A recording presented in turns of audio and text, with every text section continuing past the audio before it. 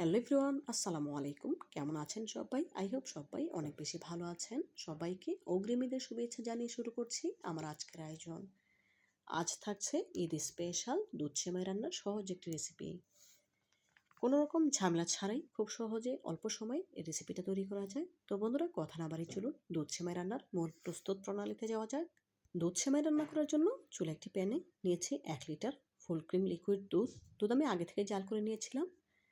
এখন এর সাথে অ্যাড করে দিয়েছি হাফ কাপ গুঁড়া দুধ, অ্যাড করে দেব কোয়ার্টার কাপ বা 4 টেবিল চামচ চিনি।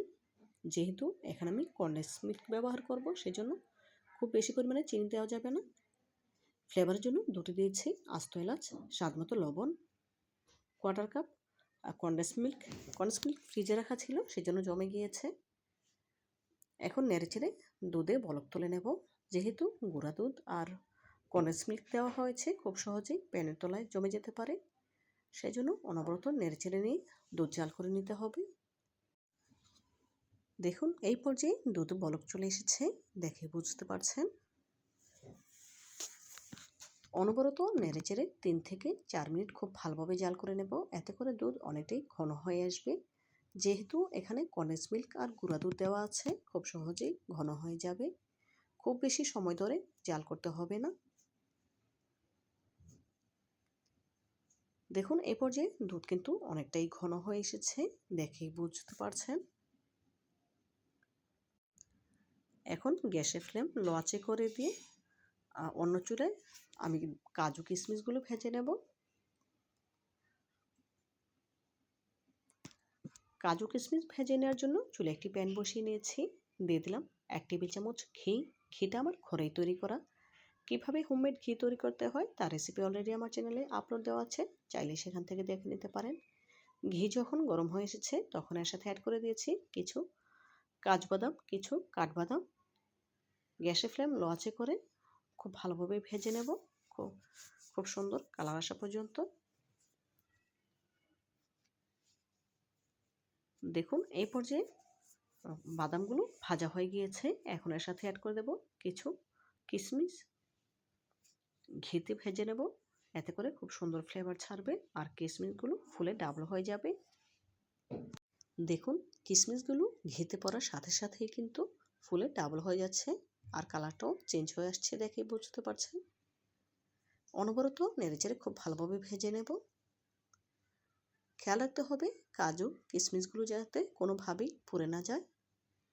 দেখুন, কিশমিশগুলো কতটা ফুলে ডাবল হয়েছে, দেখে বুঝতে পারছেন, একদম গোল গোল হয়ে গিয়েছে। এই পর্যায়ে কাজু কিশমিশগুলো ভাজা হয়ে গিয়েছে, প্যান থেকে তুলে নেব। প্যান থেকে তুলে নিয়েছি।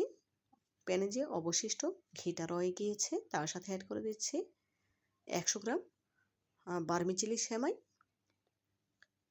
গ্যাসের ফ্লেম লো আঁচে রেখে সেমাইটা আমি ভেজে নেব 2 থেকে 3 মিনিট, সেমাইটার কালার চেঞ্জ হওয়া পর্যন্ত। অনবরত নেড়েচেড়ে উল্টে পাল্টে সেমাইটাকে ভেজে নিতে হবে। এই সেমাইটা যখন কিনেছি তখন প্যাকেটের গায়ে লেখা ছিল সেমাইটা ভাজা, তারপরেও আমি ঘিতে 2-3 মিনিটের মতো ভেজে নিচ্ছি। এতে করে সেমাইটা যখন দুধে ছাড়বো তখন আর ভেঙে যাবে না, খুব সুন্দর থাকবে। দেখুন, 2-3 মিনিট খুব ভালোভাবে ভেজে নিয়েছি আর সেমাইয়ের কালারটা কিন্তু চেঞ্জ হয়ে গিয়েছে, দেখেই বুঝতে পারছেন।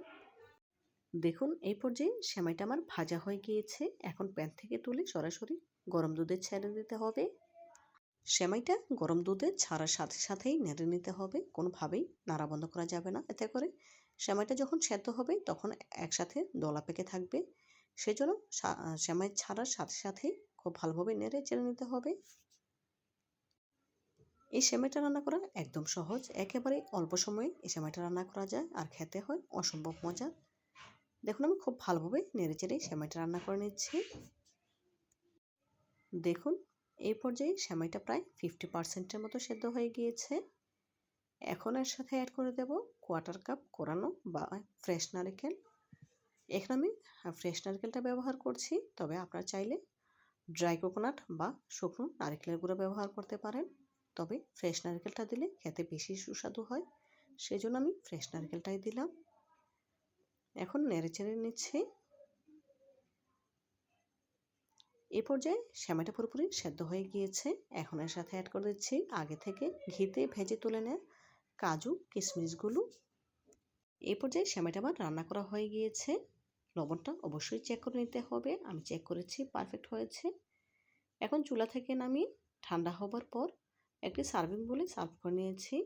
ঠান্ডা হবার পর সেমাইয়ের ঘনত্বটা দেখুন, মাশাআল্লাহ একদম পারফেক্ট হয়েছে। পরিবেশনের জন্য উপর থেকে কিছু কাজু কিশমিশ দিয়ে পরিবেশন করে নিয়েছি। মাশাআল্লাহ সেমাইয়ের ফাইনাল লুক দেখুন, দেখতে কতটা সুন্দর এবং লোভনীয় লাগছে। তো বন্ধুরা, আসছে ঈদে আমার রেসিপিটি ফলো করে একবার হলেও দুধ সেমাই রান্না করে খেয়ে দেখবেন, ইনশাআল্লাহ অনেক বেশি ভালো লাগবে। তো বন্ধুরা, আজকের মতো বিদায় নিচ্ছি। আল্লাহ হাফেজ।